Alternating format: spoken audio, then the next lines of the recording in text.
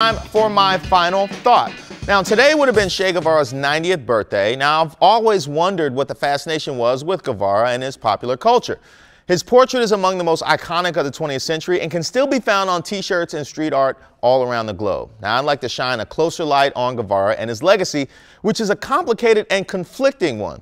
After completing his medical studies in his native Argentina, Che Guevara became politically active first in his native Argentina and then in Bolivia and Guatemala. In 1954, he met Cuban revolutionaries Fidel and Raul Castro in Mexico and became part of Fidel's efforts to overthrow the Batista regime in Cuba. He served as a military advisor leading guerrilla troops in battle.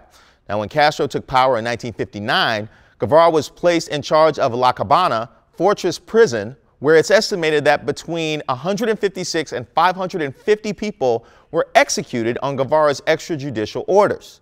Guevara later led the Cuban National Bank's efforts to shift the country's trade relations from the United States to the Soviet Union.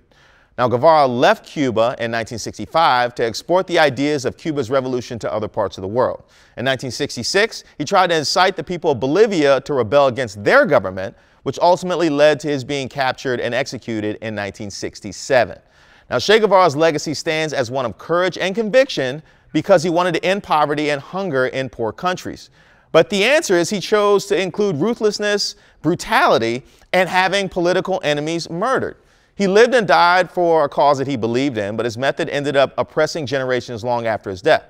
Ultimately, I see Che Guevara's legacy as a primary lesson in how a person can have pure ideals, but the person is not at all. We're going to continue this conversation on Facebook. I think the